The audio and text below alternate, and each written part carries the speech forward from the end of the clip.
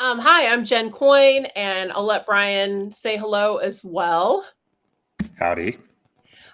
We are the Peak Fleet, and today we have a couple of objectives for this session today. We sort of made the assumption that a lot of you have dug into values already, either your own personal values or your organizational values. So we're going to spend a little bit of time on that, but the bulk of really what we want to get to is the spoiler alert that only 10% of companies or organizations have operationalized their stated values. And so we want to get into the meat of some suggestions that we have of how you can operationalize those values. And so that is the key, main content. But before we get into that, I want to tell you a little bit more about us. And then Brian is going to jump in and he is going to set some context around why this is so important that you consider operationalizing values for your organization. First of all, I was a second. Okay. We would be sort of hypocritical if we came and told you to operationalize your values and we hadn't done so. We have been purpose and values driven from day one. Day one was about 7 years ago. And one of the first things we did as we became partners with each other is to define what our personal values were, the things that mattered to us, and what we thought would be the right values for us as being an organization that is really focused in helping to help teams thrive, to help individuals engage better and have a better employee experience, and to create more inclusive environments.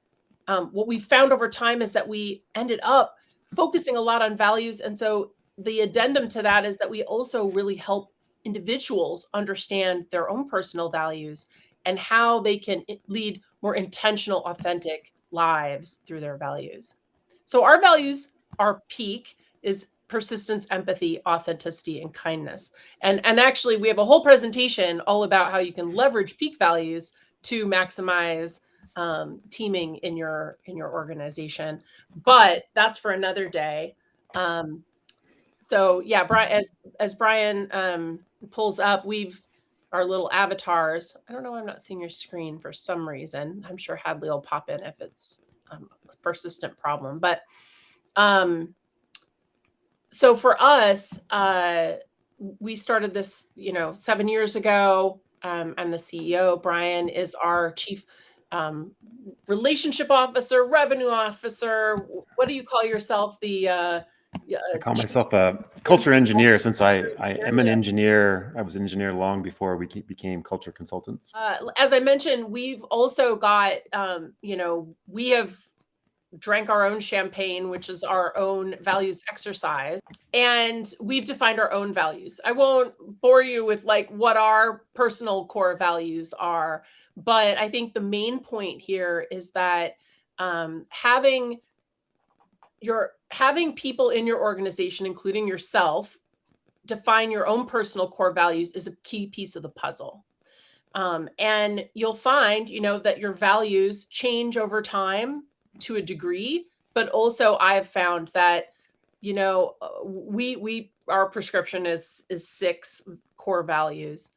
And I would say at least 3 of those are very persistent, very long lasting, fundamental things about yourself. And then sometimes the circumstances of your life, the experiences, those will change how you evaluate that over time. So they shift. So I'm going to kick it over to Brian, and Brian's going to talk about why this matters. I'm assuming everybody joined today for a reason that they expected something of value or something valuable to come from it. So I'm hoping there's something that you're all looking forward to. But we do try to make sure that everything that we do is grounded in results in some kind of value proposition. This is good from a team member, from an employee standpoint, but it's also good for business. So we thought we would tell a little story about a magnet. I'm very visual. I like visuals. I love this visual, especially when I'm talking about values. I'm assuming everybody knows what a magnet does. It attracts, right? It has this attraction. Well, in this case, let's pretend that this magnet isn't a normal magnet. This is a special magnet. This is a culture magnet. And instead of attracting metal, it is based in company culture. So the question is, if this what does this company culture attract? And I think it's people, me, for instance. But instead of just saying me, what about me? Why am I attracted to the culture of this company? I'm gonna have to use two hands here. Specifically, now this can also be true for from a consumer standpoint. You might choose to do business with a company not just based on the fact that you like their products or services, but for this conversation, let's think about as an employee or a team member, a member of the organization. And I should also make a caveat that I'm going to use the word company culture. We looked at who's here today, and there are folks from for-profit companies, but there's also folks from nonprofits, place of worship. Company may not be the right label for you. Think of it as organizational culture. Think of it as team culture, group culture, association culture. I'm going to use the word company for simplicity. But when I know what's most important to me, AKA my core values, and I will often feel an attraction to a company culture where there's alignment between the two, and that's where the real magic happens. And so, instead of going into further detail about what exactly that is, what causes that, I thought we would just ask the question, because I suspect some of you, maybe all of you, or many of you, have felt this attraction before. So being part of a team, being part of a company, being part of an organization, that you felt this attraction, this real visceral attraction based on your personal personal values, what's important to you. So let's yes, go up to the top right corner. There should now be a little red dot, little red one that says next to polls. And if you click on polls, we'd like you to answer the question very simply. Have you felt this before? And I suppose I should answer that too. So far, everybody, yeah. So this feels to me like something I don't really need to over explain. You have felt this. So if you felt this, you know what I'm talking about. So 10 out of 10 so far. Excellent. I'm gonna keep going. Now the question is, before I keep going, we said that a magnet attracts. What else does a magnet do? Repels. So in this case, let's just pretend that instead of repelling, let's say the magnetism is gone. Wow, there's this stuff, there's the things that are most important to me, my values, and I'm not feeling it. I don't feel any connection. I don't feel any attraction to the company that I belong to as an employee. That's a very different feeling. So question number 2, have you felt this no attraction? Have you been in this no attraction scenario before? So let's activate poll question number 2. And if I saw the results right, everybody felt the positive attraction. I'm wondering how many people have been in what I might refer to as day jail, coming to work every day and just not feeling that connection. Oh, I guess I need to answer. Yes, that's happened to me. Okay, so it's a mix. 75% have also felt this. So we've got both perspectives. A couple of you are fortunate enough to have always felt good alignment. That's fantastic. So let's keep going. But just to give you a sense, before we get into the mechanics of operationalizing your core values, before we talk more about core values, and we're actually going to share a little bit of our secret sauce of how to do this, how we do this. We just wanted to ground it into this feeling of when it's there and there's the attraction, it feels great. And when it's not there, it's not such a great feeling. Now the question is,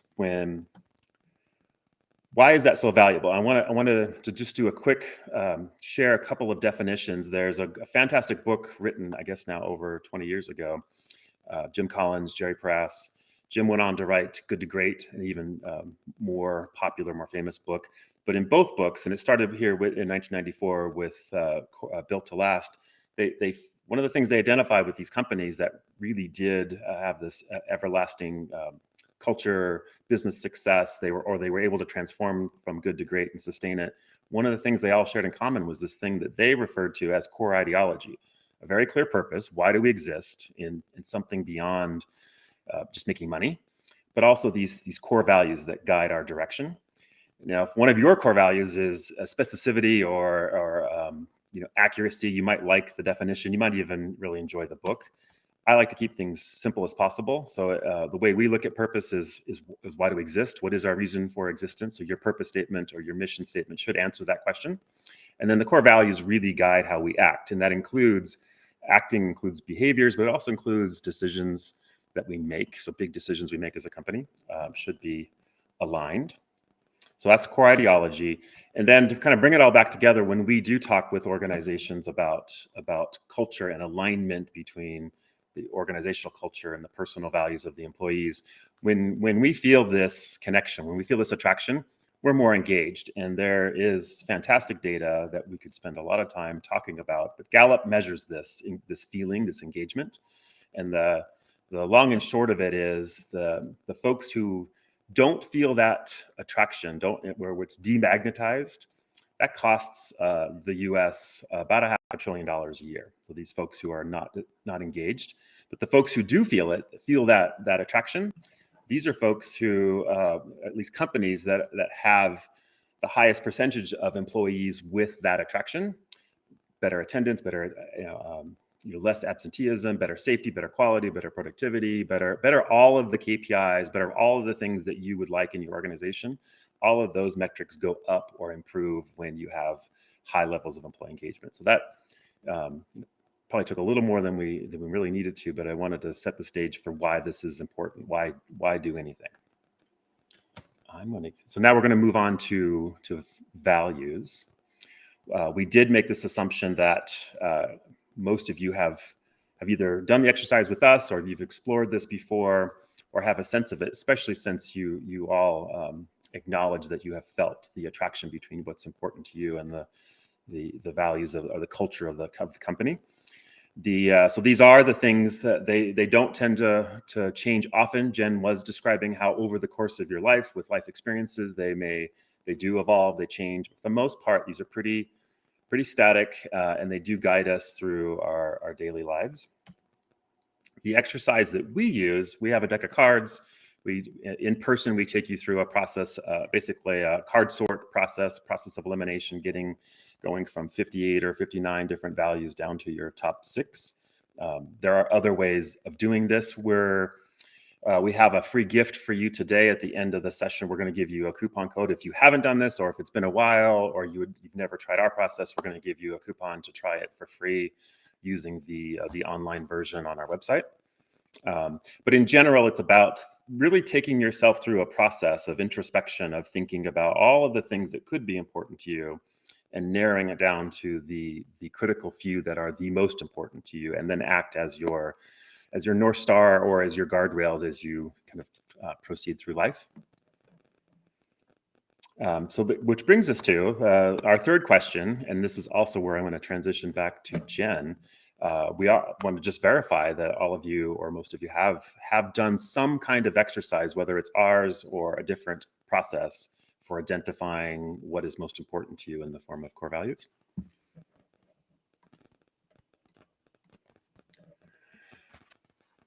I see 71-28, 60-40, 70-30, 70. Looks like we're landing towards 70-30. That's fantastic.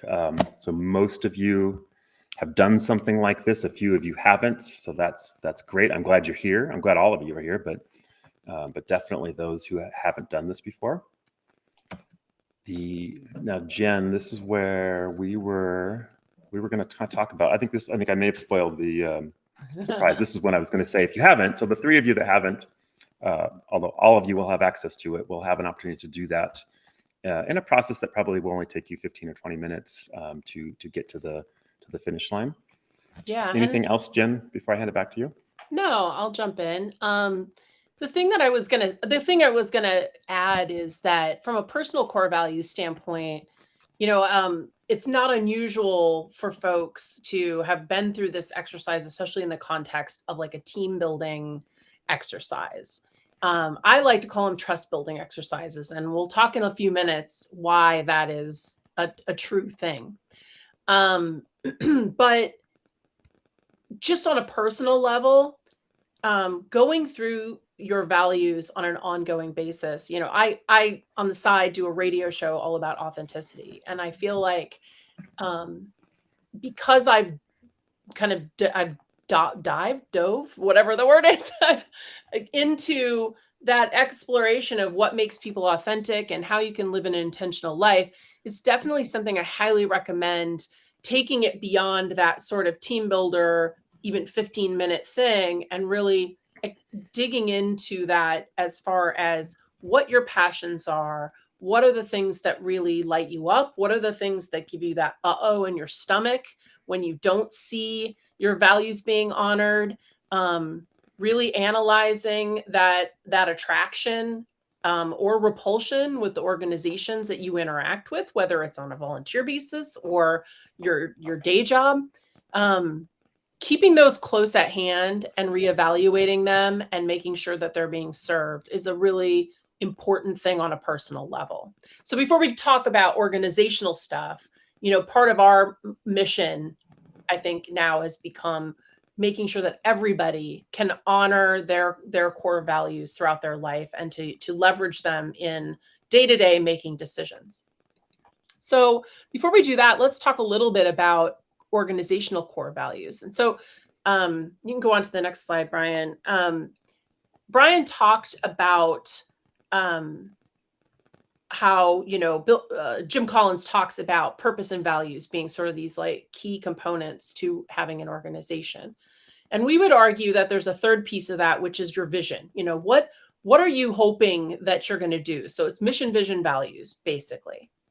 But one of the things you need to think about when you look at an organization is that the expression of your mission, vision, and values, those are just your words expressing your intentions. But how people are going to evaluate your organization is not just on what you say, but it's really about what you do. And there we go. And so it's important to mirror up those intentions with how that manifests in real life, how you show what it is that you're trying to do, and that it's real. So the purpose, the mission of your organization, as Brian talked about, that it's really the why. I would argue it's also the what you do. And that is expressed through the processes that you have, the policies that you have in place, is going to show how you are actually achieving that mission. Next, the values Brian talked about, that's how you do things. But how you do things is not just saying, oh, my values are persistence, empathy, authenticity, and kindness. You have to actually demonstrate those as abilities in order for your organization to seem authentic and actually what their values are. Lastly, your vision is that when and where are you going and when are you going there? How are you delivering on that purpose through those values? And how you show that is through a measurement of achieving that. So it's either milestones, it's achieving certain metrics, big, hairy, audacious goals, whatever it is, how you set that up for yourself. That's how you're going to show that it's real. So this is kind of a good framework in thinking about how and why it's so important to actually operationalize not just your values, but all of these things, right? You've got to codify. And, if you're from a startup, we talk a lot of times about how when you get to this sort of tumultuous whitewater rapids time of a new organization, you oftentimes have a great product and a great enthusiastic visionary leader, but you don't necessarily have all of those processes dialed in. And so it's really important once you get to that point to show that you've got consistency and control and that you're demonstrating things. All right. So Before we get into how you do this, I guess now I want to ask, we talked about have you defined your core values? The question is has your organization defined its core values?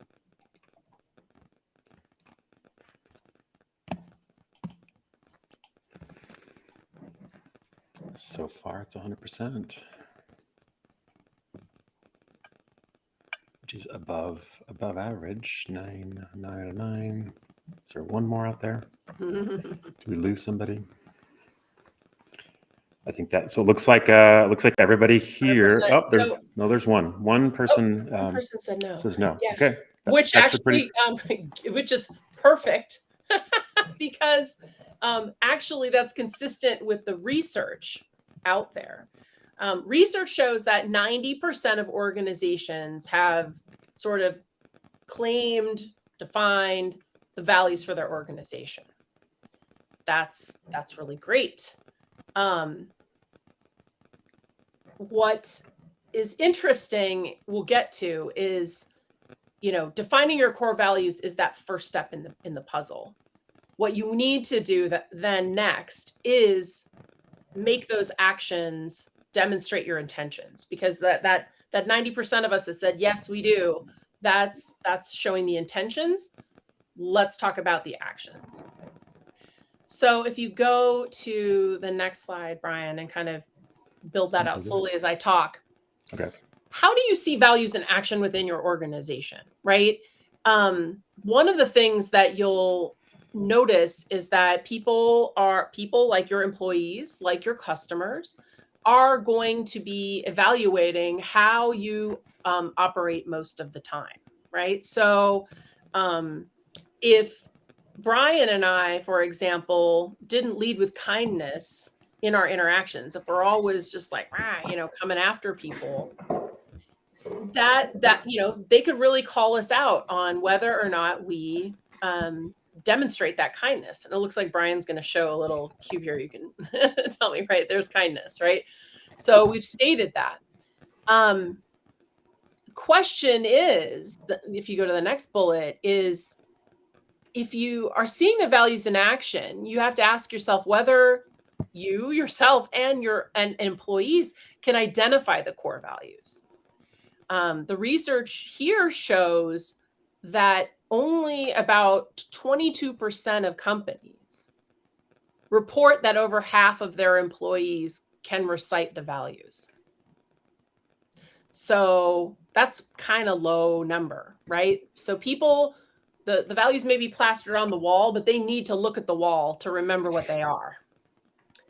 So by operationalizing them and bringing them forward and making them more ever present in the things that you do, we should see that number start to increase.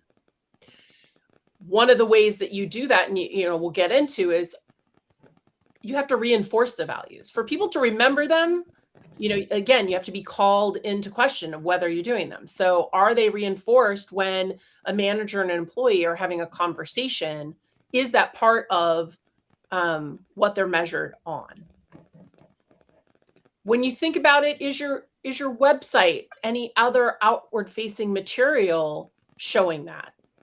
I'm making a phone call after this meeting because there's a client that I'm going to be showing you that doesn't have the values we defined on their website yet, right? So once you go through and you invest the time and money to do all of this work, you want to showcase it. You want to make sure that your customers know, because that magnet that Brian showed, that attraction and repulsion, you want that to be true for your customers as well. You want to attract those ideal customers that align with your purpose and your values.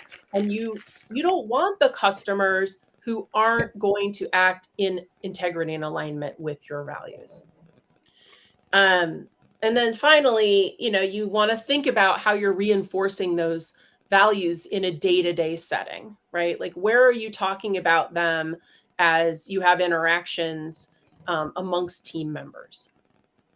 And I think I spoiled this earlier, but the flip side is true. So 90% of you said that you have established core values for your organization or have them established. But actually, when we dig in and look at how many have actually truly operationalized the values, it's actually the flip, which is only 10% have actually operationalized, and 90% have not. So there's a huge opportunity by operationalizing them to increase engagement, not only with your employees, but also with your customers. And it helps to lead to all of those positive outcomes that Brian mentioned earlier. So when you think about operationalizing them, you want to look across your entire organization, right? It's not very effective when employees, let's say at the front lines, are held to one standard, but the C-suite or ownership or board of directors are held to a different standard, right? So you want to look top down across all of the roles in the organization and all of the functions. So when vision and strategy is being set at the team level, the organizational level, with a board of directors, that vision and strategy, how do you make decisions about where you're going?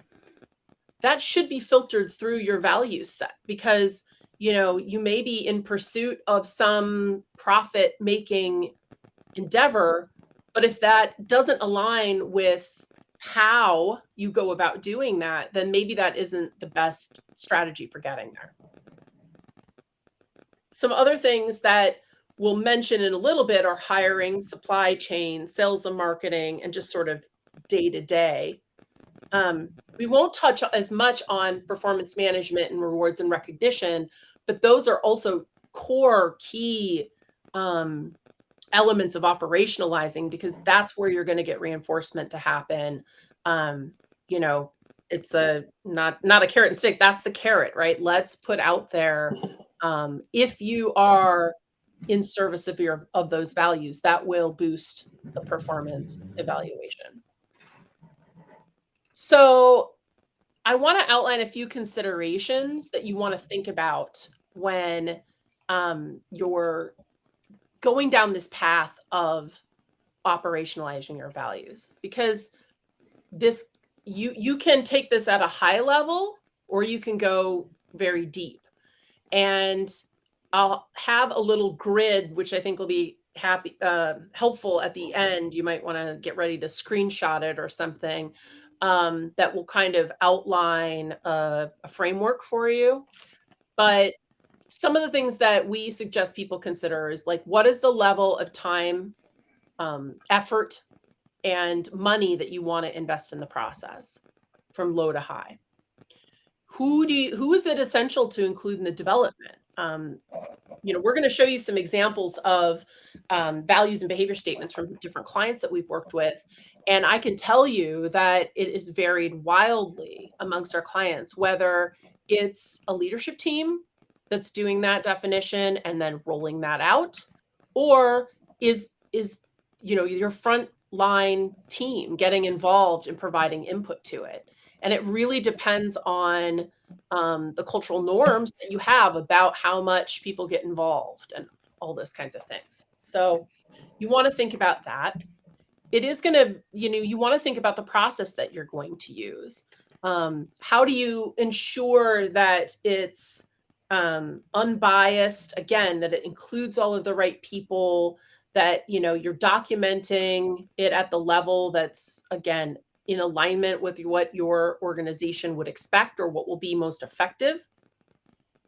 And then finally, you want to really think a lot about what the barriers to this being implemented are going to be, right? To get attachment, again, if you have, let's say, a performance management process that really encourages competition amongst your employees, but you hold up collaboration as a core value, those things are going to fight against each other, right? So as you're going through and looking to operationalize, you want to assess where there are things in place today that are going to be obstacles to you being able to really see those values being implemented.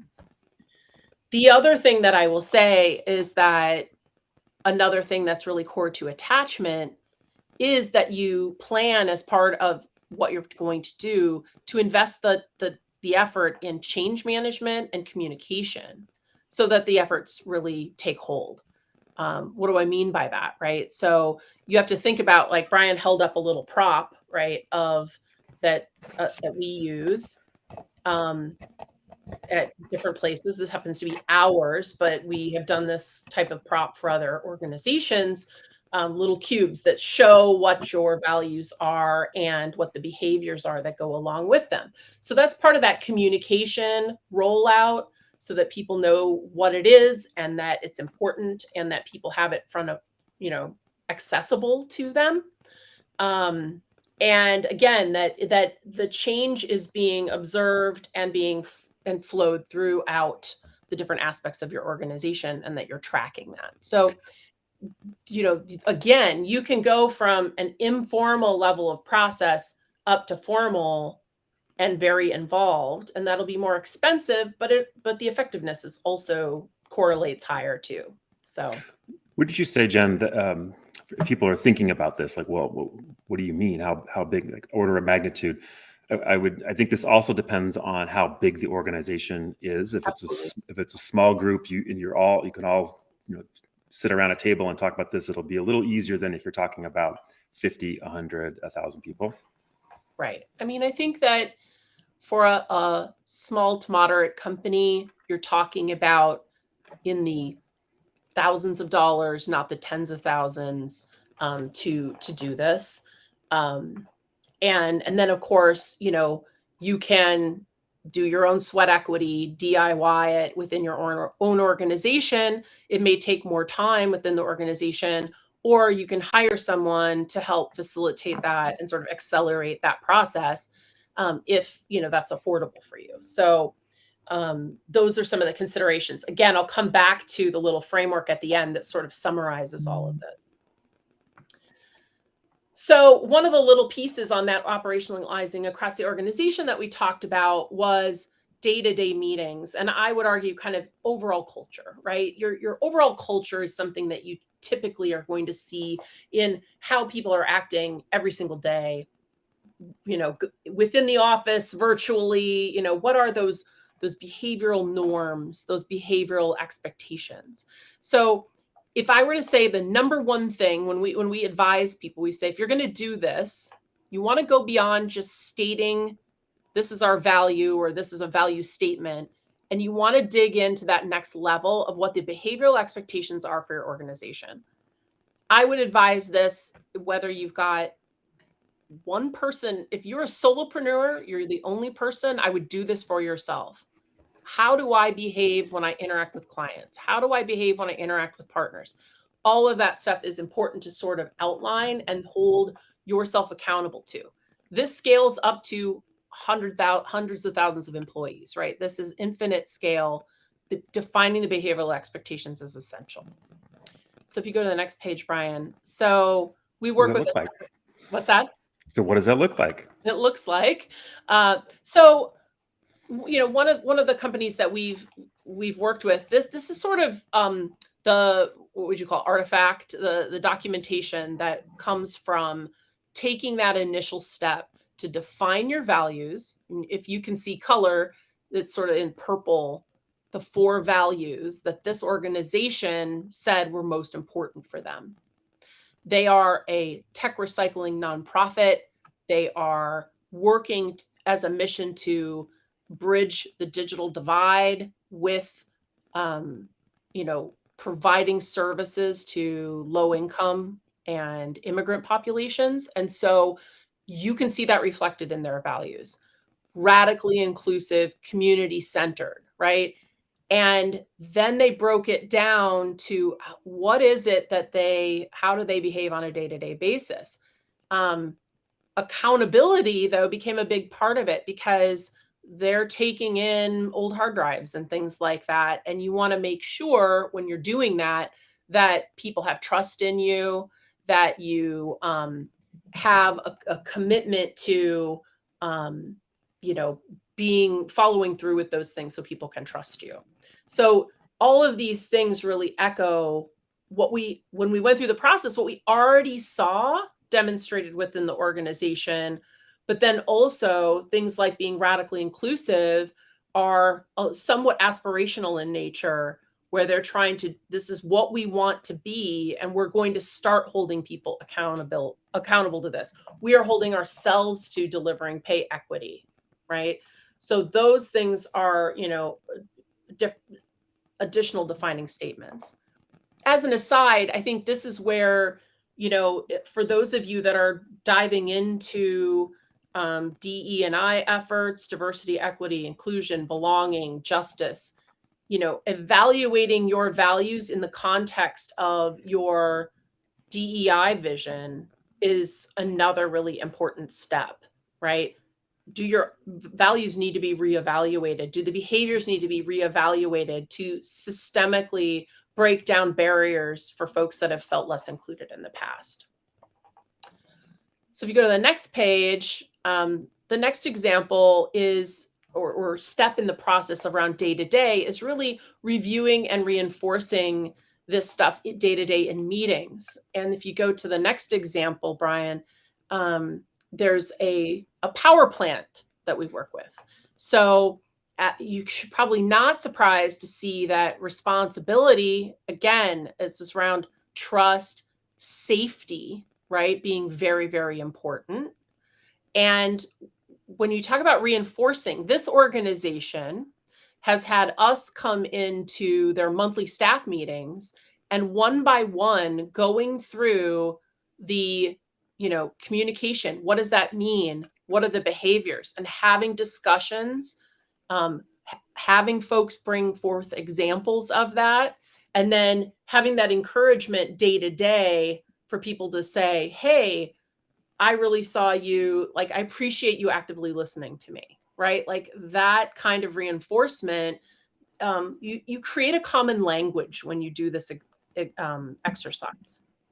So I can tell you that this organization, these values are up on the wall everywhere, and the employees understand these because we've spent a couple of years reinforcing it. And that's been very helpful.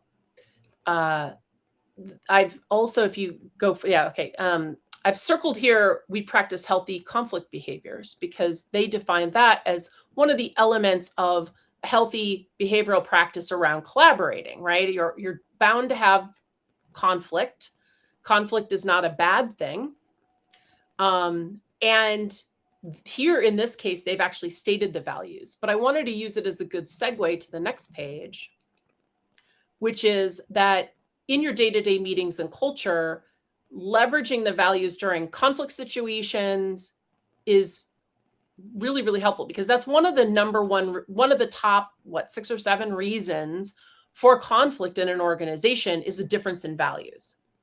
So if you can understand individuals' values and how they're interplaying with your organization, it gives you a conversation mechanism to be able to resolve conflict in the organization. The other aspect that it shows here is that the values exercise, by sharing that, is really extremely valuable in building trust within the organization because you build greater understanding amongst each other. And I know we're like getting short on time already, so I'll have you build out this slide here about team development. There's a team development model called the Tuckman model that's been around since the late 60s, I think, Brian? Yeah. You may have heard of, which is forming, storming, norming, performing, and then reforming as teams change. And it's, I have almost never found, I can't think of an organization I found that doesn't go through this process. And individual relationships go through this forming, you're polite, everybody's trying to get along and be nice. And then you get into storming where things start to get real, people start to have conflict. And in order to have that conflict be healthy, there has to be trust, there has to be some vulnerability that's expressed. And having your values operationalized and using values and behaviors discussions is a trust building activity that enables that healthy conflict to happen and enables your team to move along in the team development model. So I just wanted to mention that. And I'll just throw in the scaffolding here. We talked about at the beginning, purpose, values, vision being our intentions. But what most organizations, most leaders try to focus on is commitment and accountability and results. Well, the formula is, if you have the scaffolding of the purpose, vision, values, if you invest in trust and you practice healthy conflict, then the commitment, accountability, and results will follow. Yeah. So I'm going to make a couple other examples as well.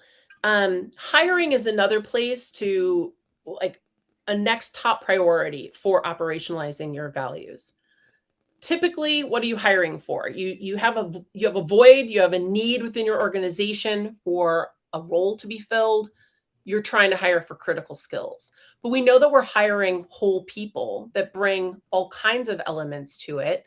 And so you're also going to be hiring for what kind of diversity will help strengthen your organization. And what we advocate is that you increase diversity with each hire, because there's strength in bringing diverse perspectives into an organization.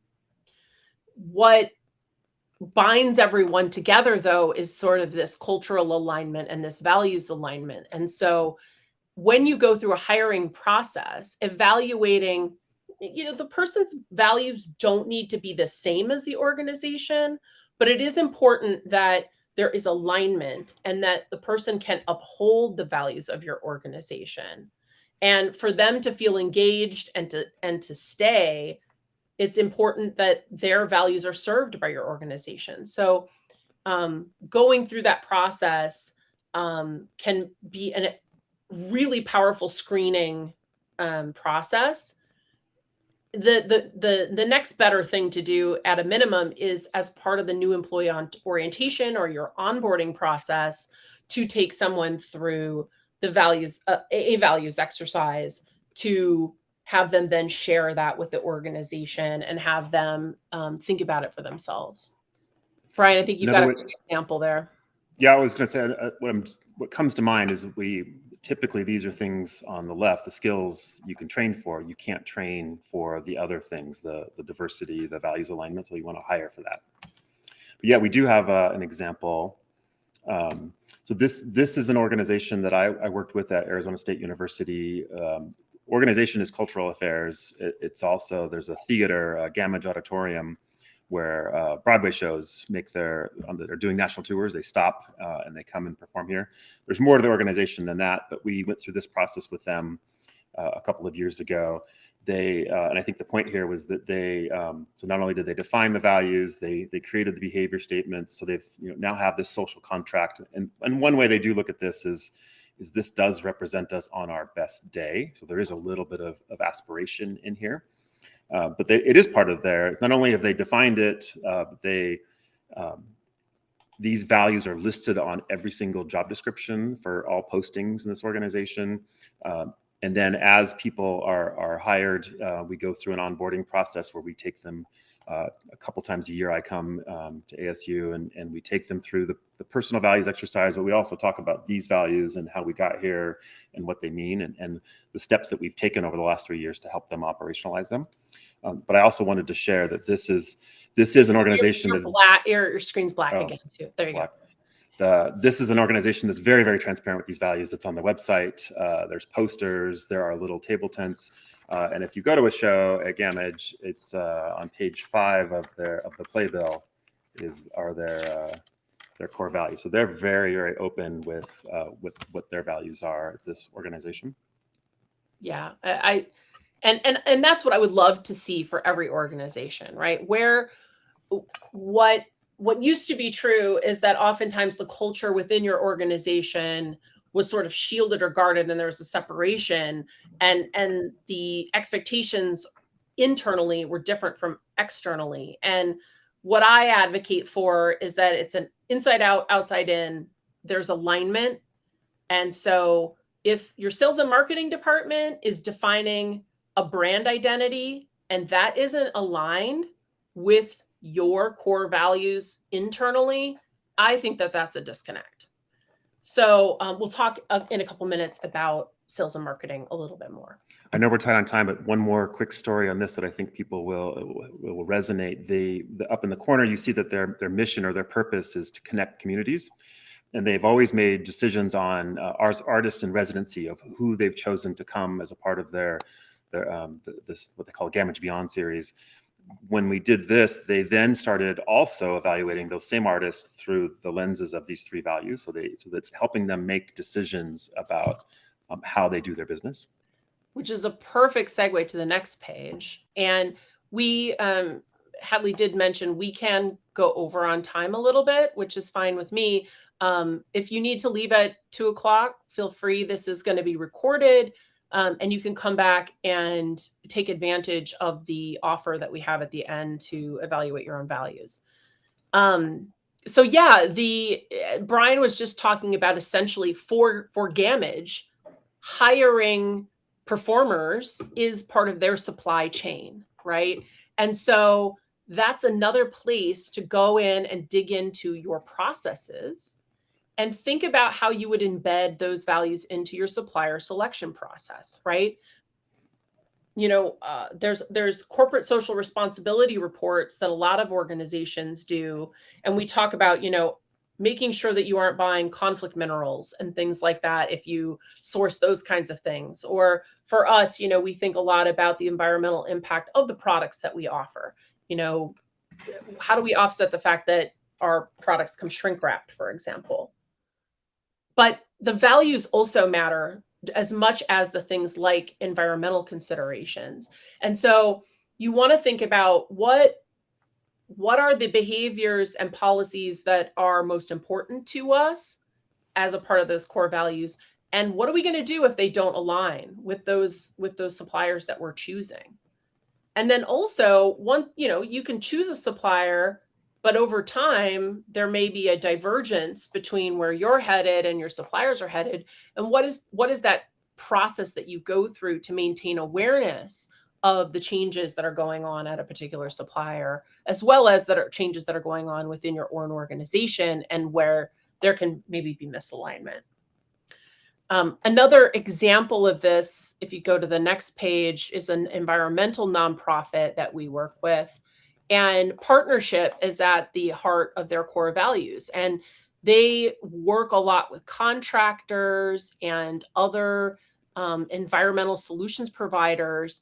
And again, they have to look at how they pride themselves on the knowledge that they bring to the table. They pride themselves on the honesty and integrity that they have, and that they're sort of entrepreneurial and innovative. Comparing that to those subcontractors that they work with is really vital, because if they're trying to push really innovative solutions to that something, and a supplier or subcontractor is sort of digging in their heels about where they are, about how they go about doing things, there's going to be more conflict. Again, it's a top reason for conflict. So that's on a personal level, but also on a systemic organizational level. If you have places that are at odds with their values, this is a nonprofit. If you're working with for-profit organizations, their value systems may be driven from a different place, and you have to reconcile that. The last example I want to focus on is around sales and marketing. And we touched on this a bit earlier, which is trying to make that transparency of your values being reflected externally, and that, the customers are having the same kind of experience that internally. Everyone uses Amazon. This is a pretty, I don't think I'm being super controversial in stating this particular example, but we know that there can be concerns about workplace conditions for Amazon employees. At the same time, it's a struggle, because boy, do I love having 24-hour turnaround on being able to order something. So for my customer experience, I can go on, I can find something. It's really great experience, but there's something that nags on for me on the fact that I know that workplace conditions aren't necessarily the best, right? So how do I as a consumer engage with that and put, pressure potentially on the organization, and internally in that organization, they should be reflecting, hey, we want to be better because people are watching, right? So the other aspect to really think about is, how is your customer experience being reflected in those values, right? And um, if you say that there's a high, like going back to the prior example we had, higher, like knowledge is really important to us, and you go for customer support and you can't get customer support that is of a level of ability and quality, you start to call into question whether knowledge is really something that they've got, right? So you want to make sure all of those things align.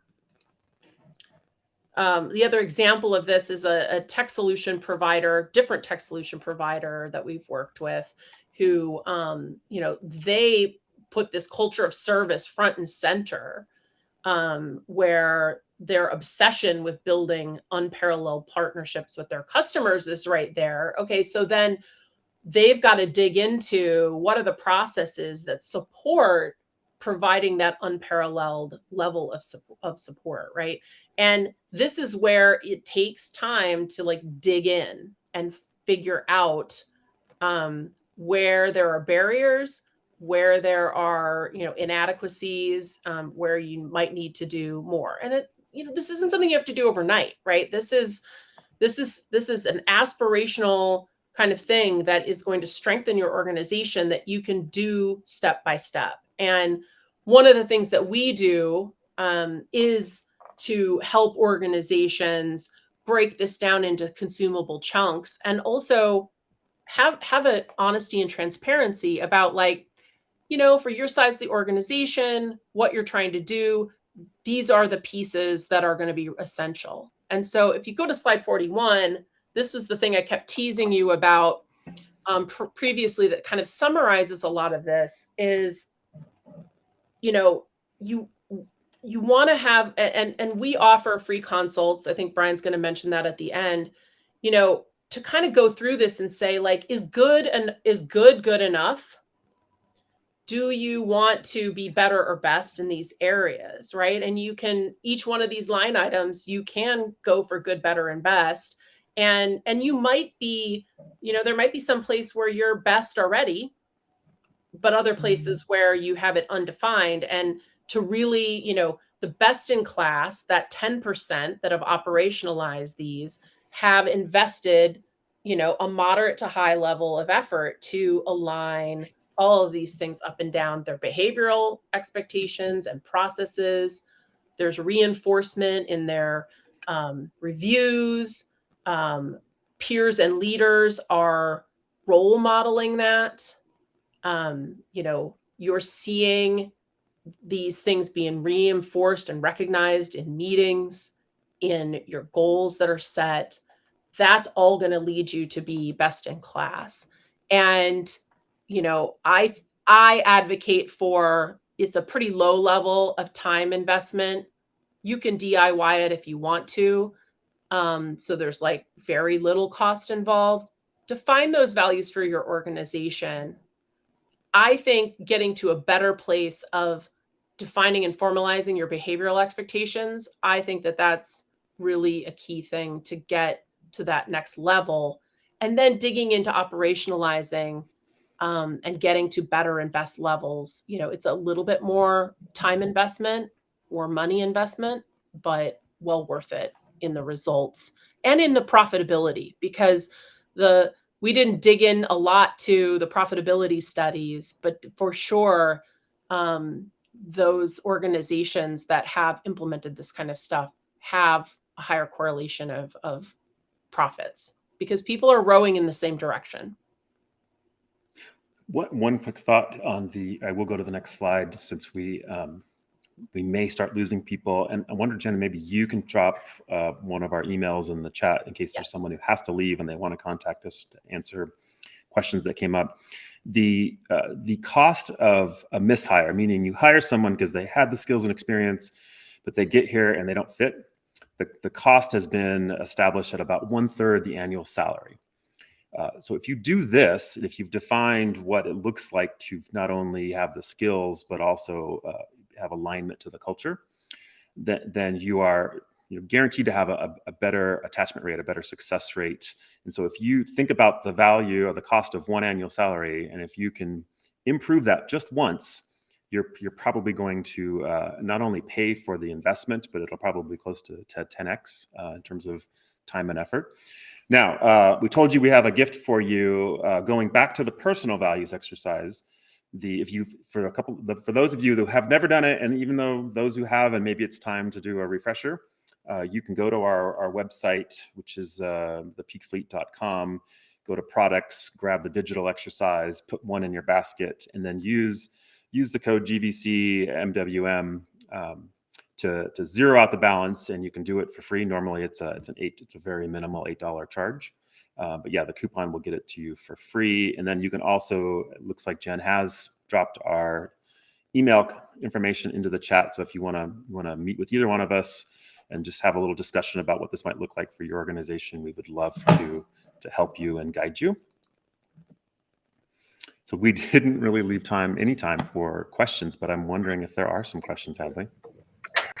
Yes, there was a couple, and I know that I left off I didn't want to take too much time in the onset of all of this, and I want to make sure I let you guys go over your entire presentation. This was fantastic, but I did want to say a couple different things, and there was a couple questions that came over ahead of the presentation kind of about it that I wanted to throw in there. I know that there's going to be people that jump off, and that's totally fine.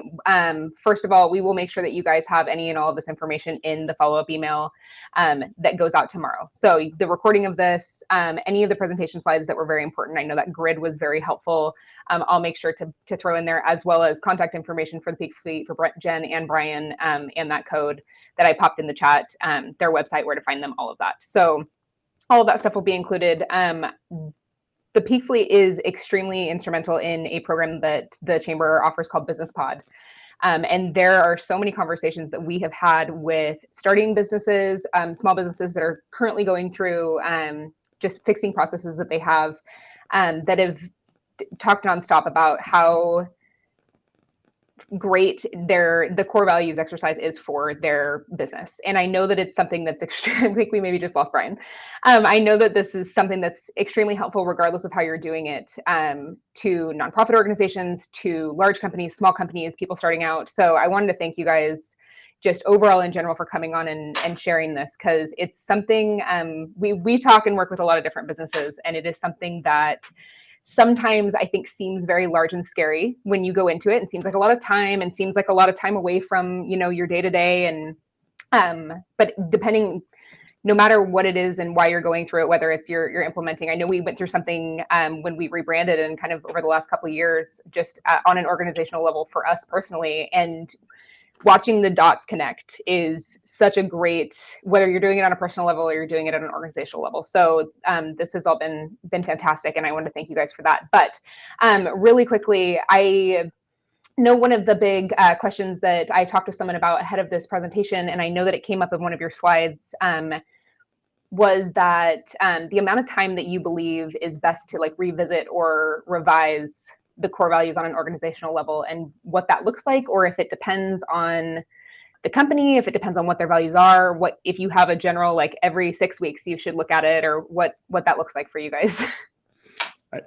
I'll take this one first. I think what the question is, how often should we revisit them in terms of talking about them and making them real, daily, weekly, regular basis. But I think the question is really about revisiting and asking the question, are these the right values?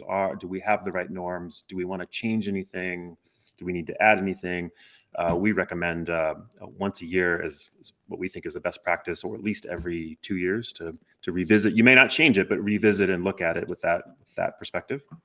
Especially in alignment with your revisiting any sort of strategy, your yearly planning, all of that. It can be just a quick check-in that says, hey, do we feel like these are still relevant in alignment with our mission and our vision?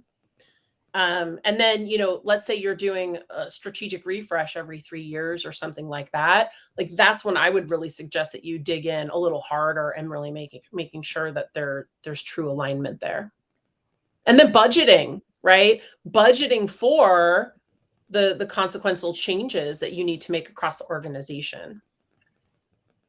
Perfect. No, that was one of the big questions that we had. And then I think you guys went over a lot of success stories from organizations that you worked with that have done this. So I know that was something that I chatted with someone about ahead of this. And then the last and final one, and unless there's any other questions that people want to throw in the chat, or I know a lot of people probably have questions and are free to reach out to you guys personally. Absolutely. I know this is a conversation that can be much larger and longer.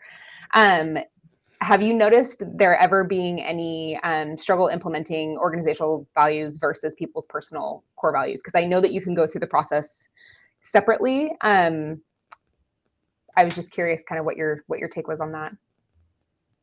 If you ever run into people struggling with it. Like the organizations struggling with implementing both, or if yes. I think I have a story. I think that it applies to this. It was that we had done the personal values. We were defining the core values. Working with the leader, there was an employee who maybe didn't have that attraction that we talked about with the magnet, and essentially the person wasn't a good fit.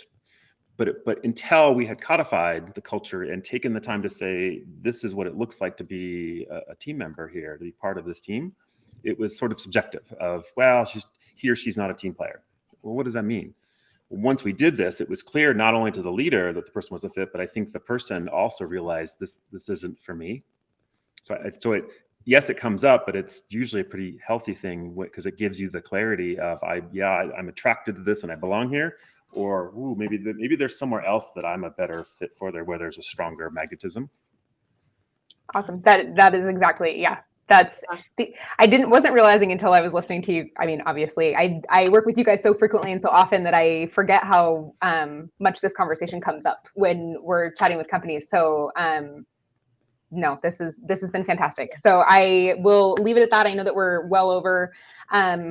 We will make sure that all the information gets out to everybody that was on today, everybody that was registered, and then this will be shared across our website and social media with everyone. So thank you both again so much. And I did want to mention another big shout out and thank you to our sponsors for today.